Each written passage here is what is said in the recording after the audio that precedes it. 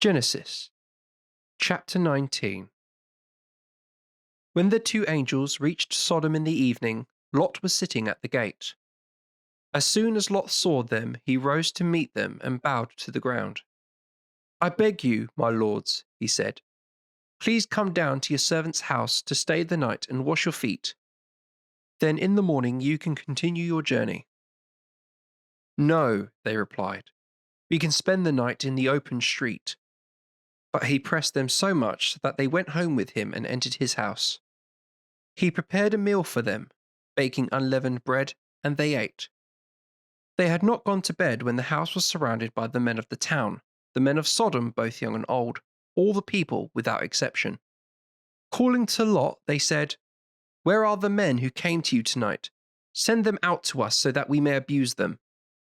Lot came out to them at the door, and having closed the door behind him, said, "I beg you, my brothers, do no such wicked thing. Listen, I have 2 daughters who are virgins. I am ready to send them out to you, to treat as it pleases you. But as for the men, do nothing to them, for they have come under the shadow of my roof." But they replied, "Out of the way. Here is one who came as a foreigner and would set himself up as a judge. Now we will treat you worse than them." Then they forced Lot back and moved forward to break down the door. But the men reached out, pulled Lot back into the house, and shut the door. And they struck the men who were at the door of the house with blindness, from youngest to oldest, and they never found the doorway. The men said to Lot, "Have you anyone else here? Your sons, your daughters, and all your people in the town. Take them out of the place. We are about to destroy this place, for there is a great outcry against him, and it has reached the Lord. And the Lord has sent us to destroy them." Lot went to speak to his future sons-in-law who were to marry his daughters. "Come," he said, "leave this place, for the Lord is about to destroy the town."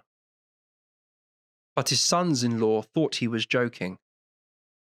When dawn broke, the angels urged Lot, "Come, take your wife and these 2 daughters of yours, or you will be overwhelmed in the punishment of the town."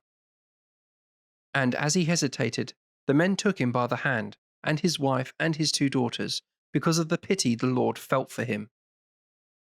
They led him out and left him outside the town. As they were leading him out, he said, "Run for your life. Neither look behind you nor stop anywhere on the plain. Make for the hills if you would not be overwhelmed." "No, I beg you, my lord," Lot said to them.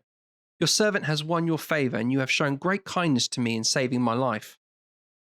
But I could not reach the hills before this calamity overtook me, and death with it.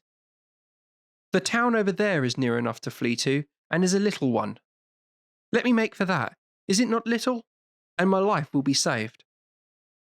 He answered, "I grant you this favor too, and will not destroy the town you speak of. Hurry, escape to it, for I can do nothing until you reach it. That is why the town is named Zoar." As the sun rose over the land and Lot entered Zoar, the Lord rained on Sodom and Gomorrah brimstone and fire from the Lord. He overthrew these towns and the whole plain, with all the inhabitants of the town, and everything that grew there. But the wife of Lot looked back, and was turned into a pillar of salt. Rising early in the morning, Abraham went to the place where he had stood before the Lord, and looking towards Sodom and Gomorrah and across all the plain, he saw the smoke rising from the land, like smoke from a furnace. Thus it was that when God destroyed the towns of the plain, he kept Abraham in mind and rescued Lot out of disaster when he overwhelmed the towns where Lot lived. After leaving Zoar, Lot settled in the hill country with his 2 daughters, for he dared not stay at Zoar. He made his home in a cave, himself and his 2 daughters. The elder said to the younger, "Our father is an old man, and there is not a man in the land to marry us in the way they do the world over. Come, let us ply our father with wine and sleep with him. In this way we shall have children by our father." That night they made their father drunk, and the elder slept with her father, though he was unaware of her coming to bed or of her leaving. The next day the elder said to the younger, Last night I slept with my father. Let us make him drunk again tonight, and you go and sleep with him. In this way we shall have children by our father." They made their father drunk that night too, and the younger went and slept with him, but he was unaware of her coming to bed or of her leaving. Both Lot's daughters thus became pregnant by their father. The elder gave birth to a son whom she named Moab, and he is the ancestor of the Moabites of our own times.